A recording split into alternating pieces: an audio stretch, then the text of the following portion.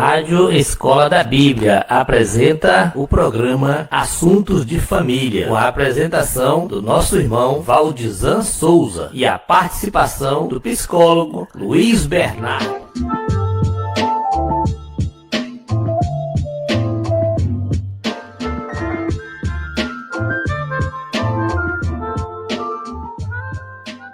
Soube de alguém que está querendo se suicidar, chama os presbíteros da igreja, chama a polícia, chama alguém para intervir aí, chama o SAMU, né?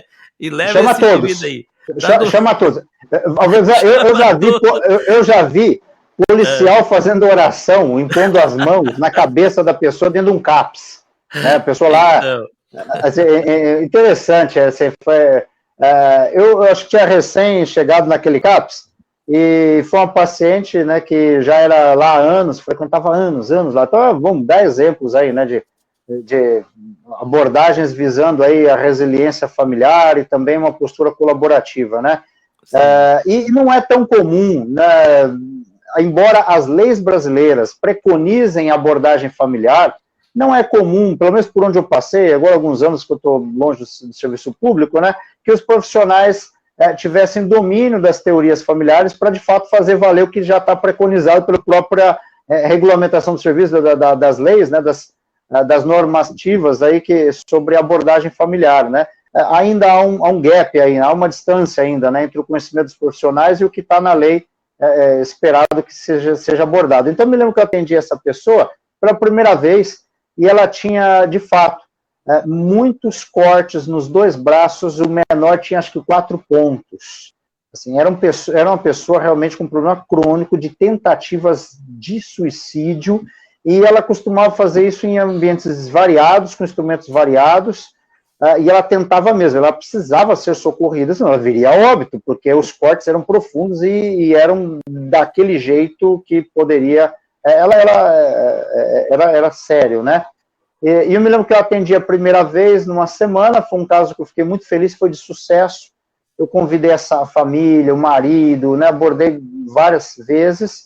Na ocasião, fizemos muitas estratégias. Eu era o único profissional do local, inclusive. Foi um lugar ruim, foi uma situação muito difícil de trabalho, que eu não tinha equipe. Na verdade, eu recebi aquilo como um castigo, né? Fui transferido da assistência social direto para a saúde, fui cair lá naquele lugar que conheciam como a boca do inferno, né? Só tinha eu, o único profissional, não tinha mais ninguém, assim, no nível de profissão regulamentar, todos eram pessoas trabalhando ali no apoio só, né? Zeladoria, segurança e outra ali.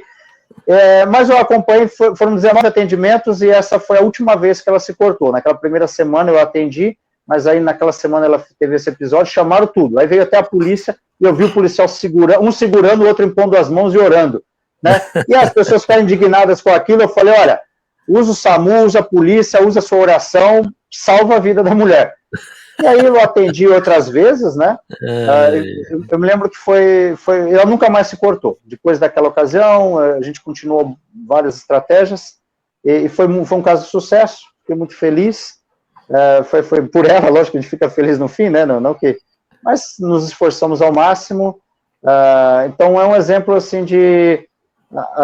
houve uma escuta da história de vida dela em um momento, foi uma sessão terapêutica específica para isso, mas o foco foi construir com a família algumas mudanças na estrutura de relacionamento deles, como eu mencionei, que é o foco, né, no início.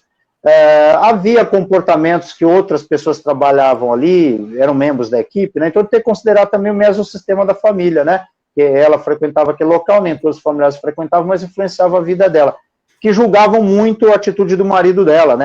Havia um julgamento moral muito importante em relação a como ele lidava com ela e com a família, né?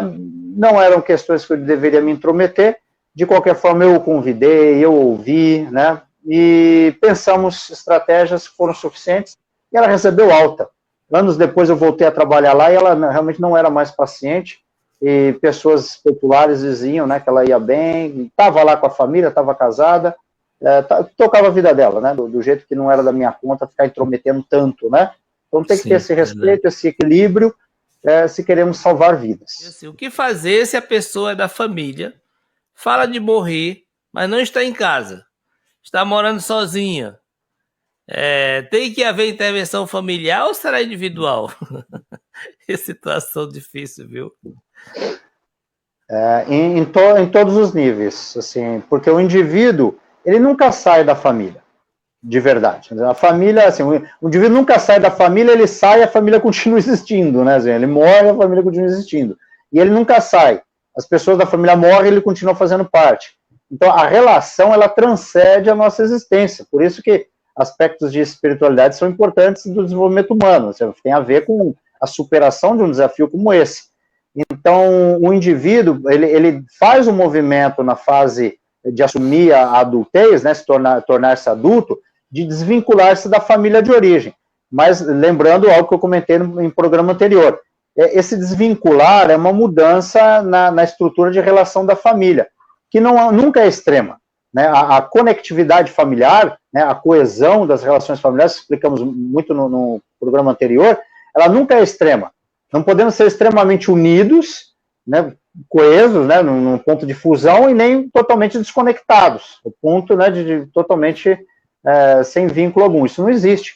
Por mais que a gente insista num desvincular, a relação sempre continua. Não é que você diga, eu vou morar no Japão e para mim, meu familiar, meu pai morreu, não existe mais para mim. Não, isso não existe, isso é impossível, né? Então, reconheça que sempre haverá um vínculo, porém também tem que ser num nível saudável. Então, quando sabe-se, né, de uma pessoa como um parente, tá, e fala sobre isso, olha, liga para o SAMU, para a polícia, dá o endereço da pessoa, manda ir lá e corre lá, socorre e depois considere fazer um programa de atendimentos individuais e familiares, né? Considere a ideia de ter intervenção só com essa pessoa e a família, essa pessoa e um membro da família, outras pessoas do convívio dela, do trabalho, da escola, da vizinhança. Considere os outros níveis de sistemas também para intervenção. Ok. Jesus nasceu para